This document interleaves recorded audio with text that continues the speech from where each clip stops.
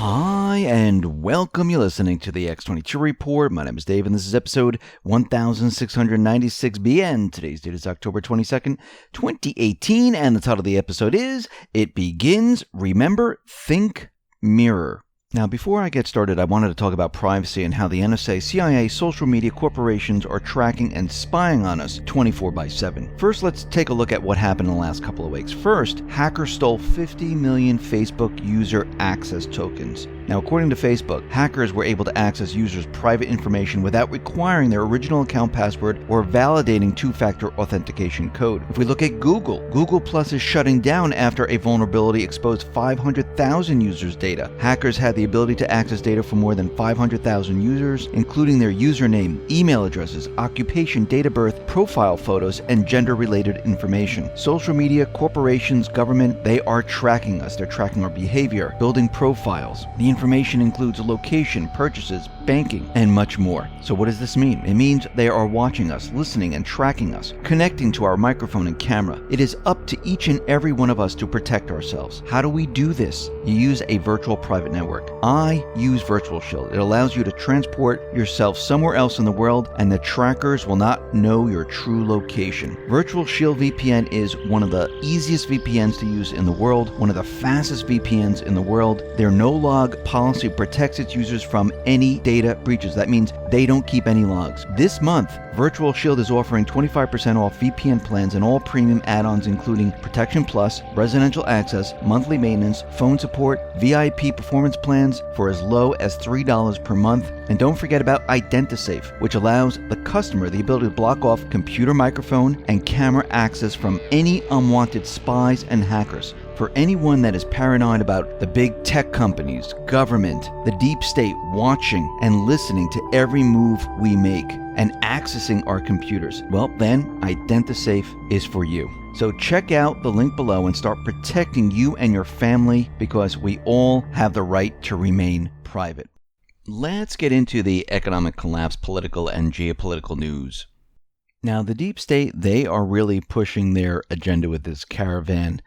And right now, the president was threatening Guatemala, El Salvador, Honduras with cutting aid if they don't stop the people from coming up to the U.S. And so far, they haven't done this. And the people, they have broken through in Mexico, and they had a very difficult time trying to stop these individuals. And we need to remember that these individuals, they were being paid by certain people to join this caravan. And now Trump is saying this is a national emergency because the caravan is growing. They're getting more and more people. He basically tweeted out the following. Sadly, it looks like Mexico's police and military are unable to stop the caravan heading to the southern border of the United States.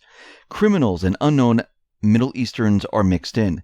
I have alerted Border Patrol and military that this is a national emergency. Now, he might have misspelled this and it's supposed to be emergency. But once again, this might have been done on purpose, as we've seen with Q's posts.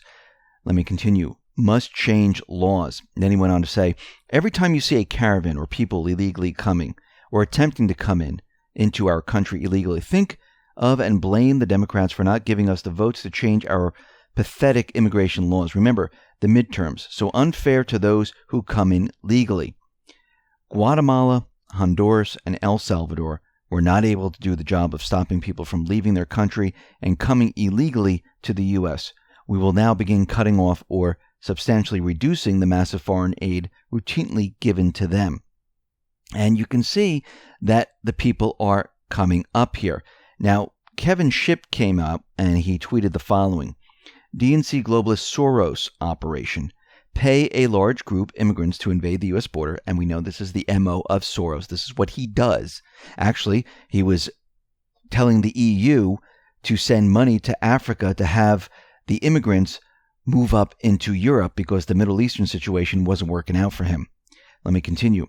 When the military protects the border, provoke it to any action, film it, and put it on the mainstream media. Film the children and doctor the pictures.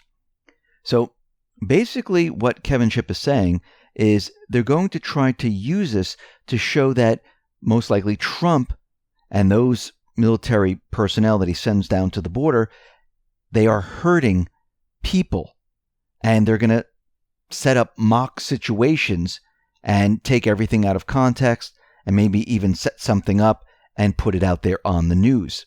We've seen them do this. We've seen them do this before. So we see that they're really pushing their agenda. They're not going to stop because their whole entire goal is to get rid of Trump one way or another. And we can see many things are happening all at once. Why is this all happening? Do you think this is just a simple October surprise? Or do you think they know, the D-class is coming and the walls are closing in on them and they're trying to do whatever they possibly can to distract from what is coming, or maybe try to get rid of Trump before it does come?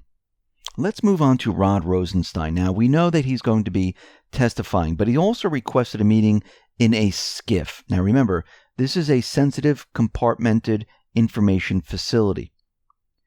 So he wants to have a meeting in there with 2 Democrats, 2 Republicans. The question is why?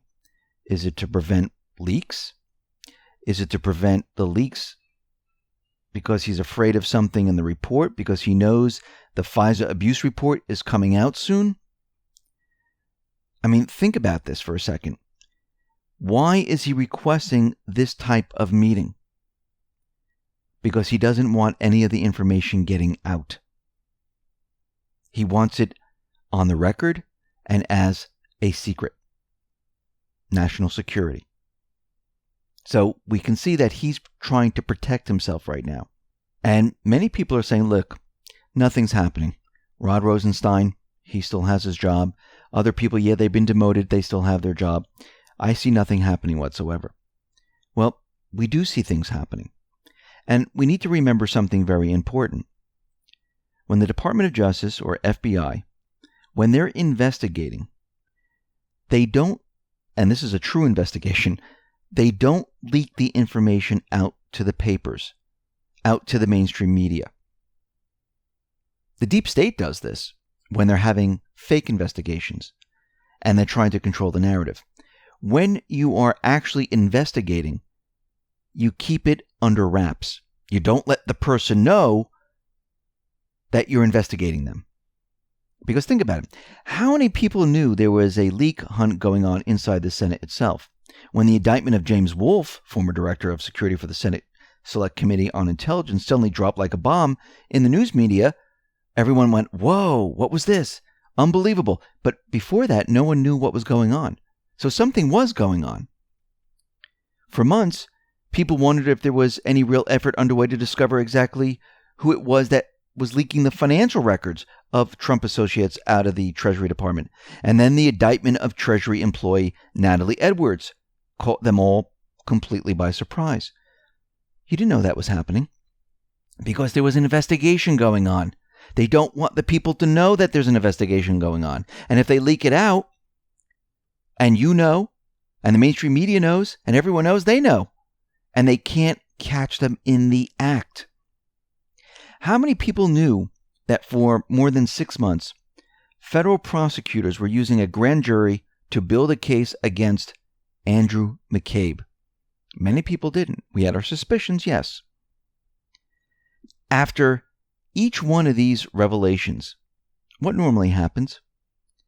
People say, there's nothing going on. Nothing is happening. But there are many things going on. So when we think there's nothing going on, there are many things going on.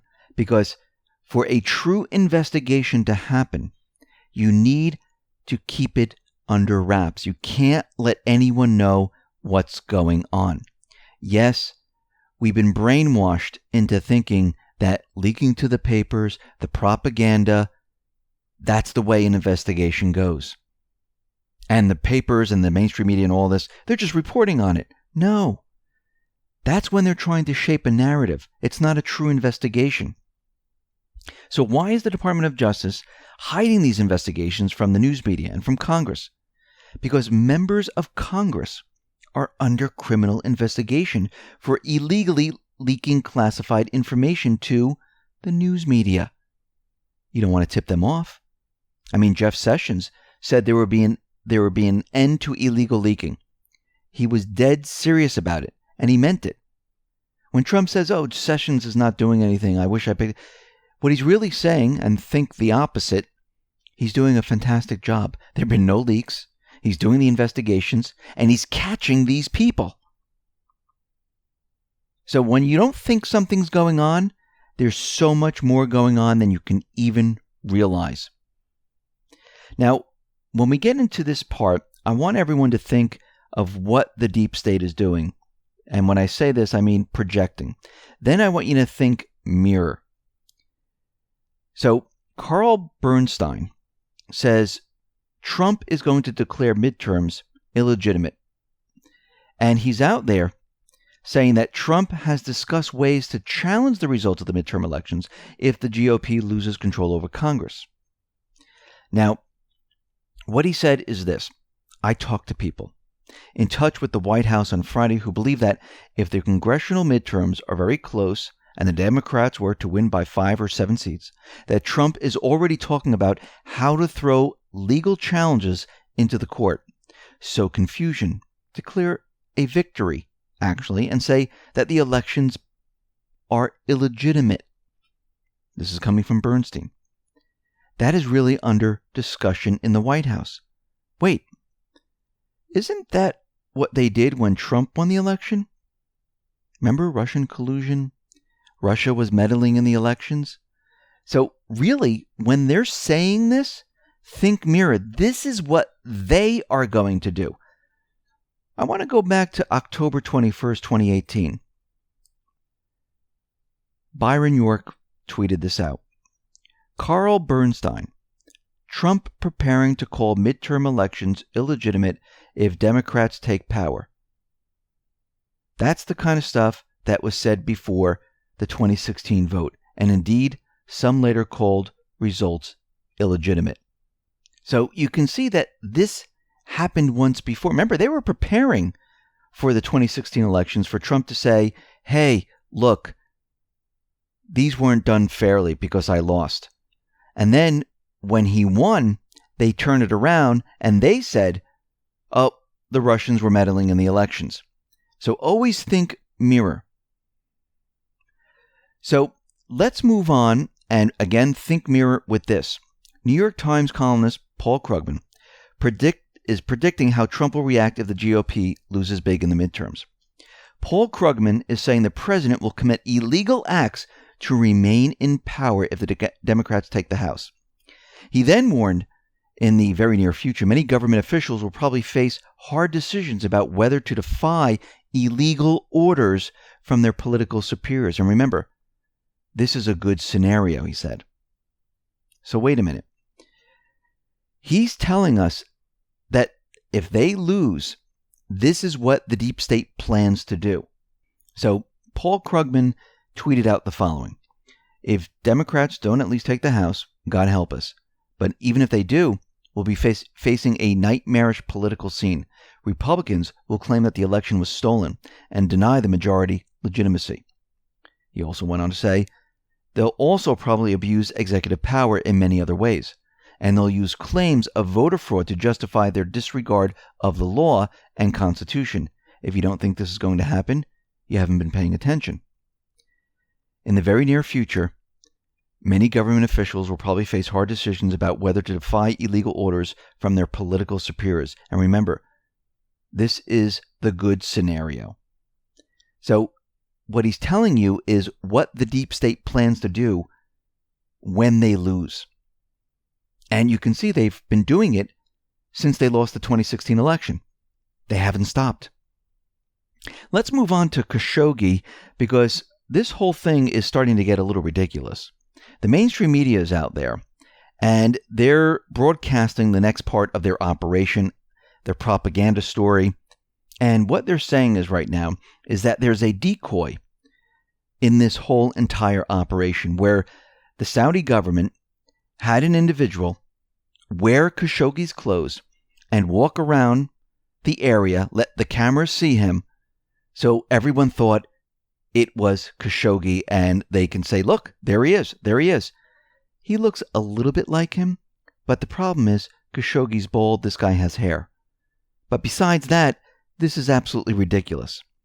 So one of the members of the 15-man team, he was there, and they used him, and his name is Mustafa al-Madani, and they used him as a lookalike. Now, this is just unbelievable. And they have pictures of where he was, of course. They caught him on CCTV cameras, and they know exactly where he is, what he was doing, and everything like that. They also have, supposedly, maybe a recording or something, and of course, nobody's heard this yet. Nobody's verified this. But what they're saying is that the Saudi Crown Prince, Mohammed bin Salman, spoke on the phone with journalist Khashogi moments before he was murdered in the Saudi consulate. Now, this is coming from the Turkish news media, which is the mainstream media, which is controlled by the deep state, and they're putting it out there. We have the Saudi foreign minister claiming that maybe there were rogue actors pulling this operation off, because Crown Prince Mohammed bin Salman was unaware of these individuals doing anything. He had no knowledge of this whatsoever. He said this was an operation that was a rogue operation. This was an operation where individuals ended up exceeding their authorities and responsibilities they had. They made a mistake when they killed Khashogi. He also claimed that those responsible for the death of Khashogi did this out of the scope of their authority. In fact, none of those involved in Khashoggi's death had close ties to Saudi Crown Prince Mohammed bin Salman. Now, Rosie Memos tweeted out the following: if the Saudi royal family wanted someone killed, it wouldn't take 15 people, and it wouldn't be done with cameras everywhere and the person's fiancé waiting in a car outside. Come on, people, something else is at work here. Rex responded to this. Seems clear that Khashoggi was killed, but by whom? Use logic. Would MBS risk their alliance, their U.S. alliance, by ordering Khashoggi's death in Turkey? No. Would those seeking to damage the U.S. KSA alliance risk it? Yes. Also, how did Erdogan know about it before anyone else? That is true. How did they know all of this information unless there was an operation that was completely set up? Now, we know that Trump, the Patriots, they're using military intelligence. One scenario is that Trump notified Erdogan, letting him know that this was happening, and let the operation move forward, not knowing exactly what they were going to do, but they knew they were going to do something. And then when the whole thing started to go south, Erdogan was in the inside knowing all of this. Remember, Erdogan just released Brunson without a deal. And now we can see that the relations between Turkey and the U.S., maybe they're getting closer. We know Turkey and Russia, they have moved closer and closer together.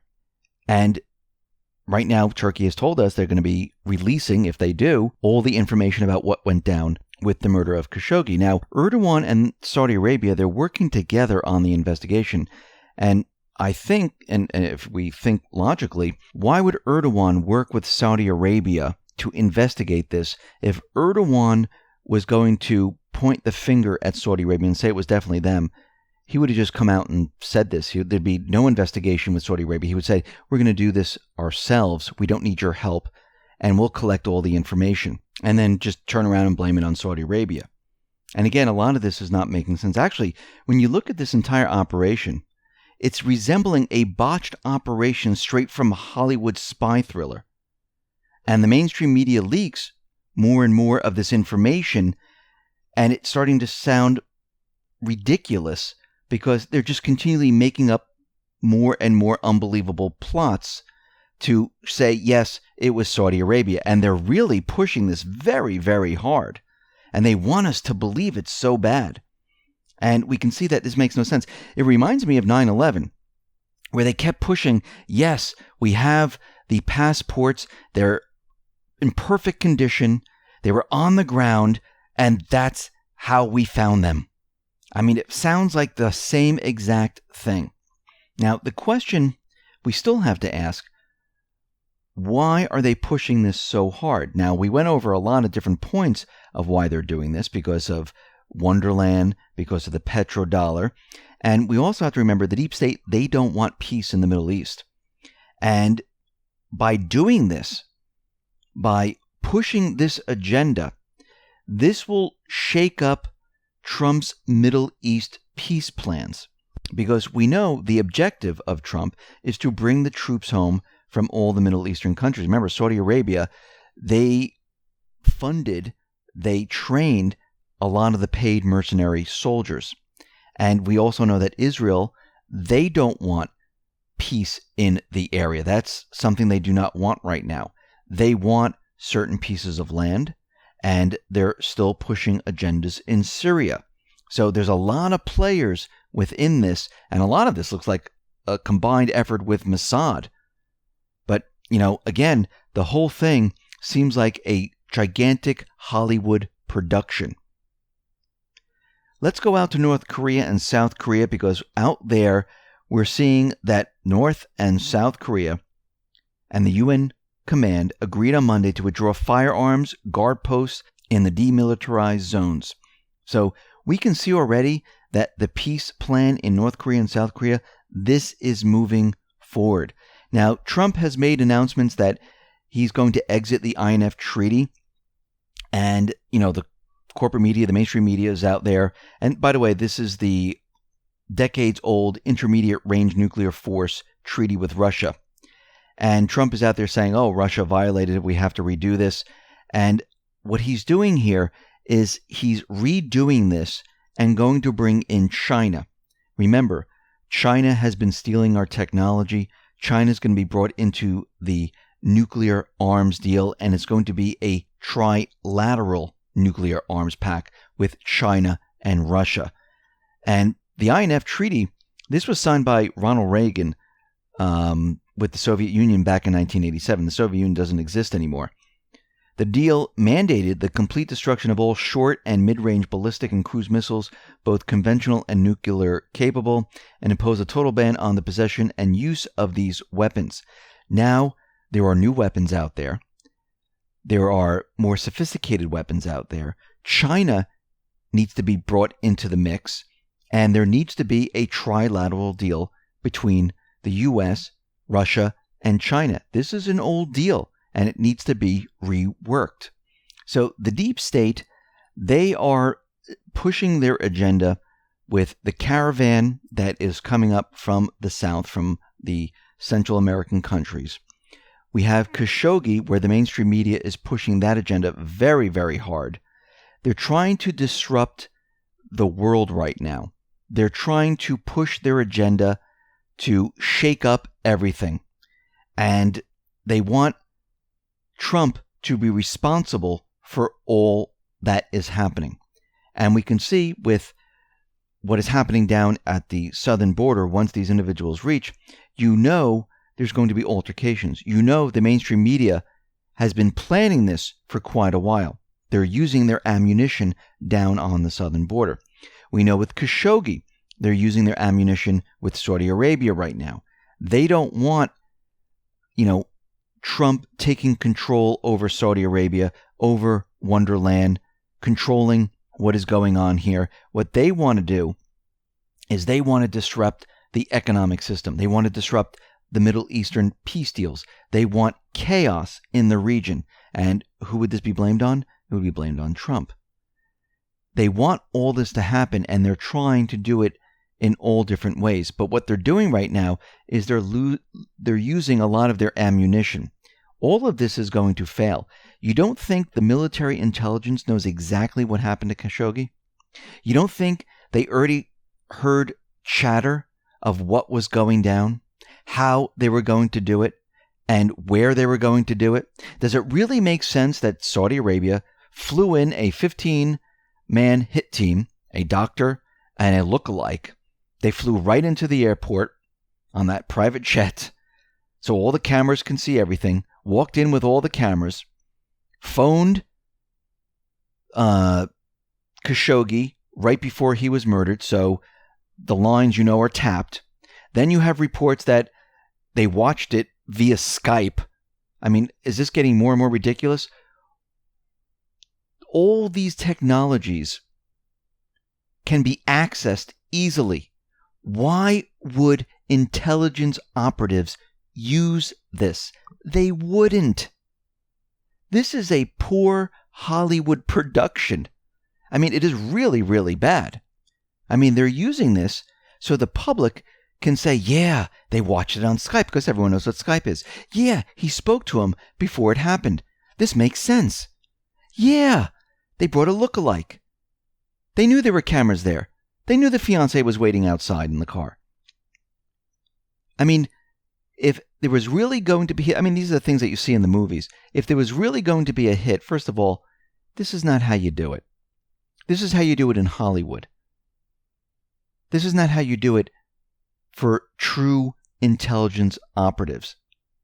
You would never do it in this public way, where everyone can see exactly what you're doing. And the mainstream media has every piece and every photograph and everything leading up to the murder of Khashogi and what happened afterwards. It doesn't make sense. But what we know is that the deep state, they are using their ammunition. They're using it all up, and once they use it up, and this is a complete fail, guess what happens? The D-class comes out. And you know that Trump, the Patriots, they have the military intelligence. They know exactly what has happened here. They know what's going to happen with the caravan. They're prepared for all this. Actually, if we go back to Q's posts, Q's told us they're prepared for this new playbook. They've been prepared for a very long time. Listen, everyone, thanks a lot for listening. Be well, be safe, and especially be prepared. Thanks a lot.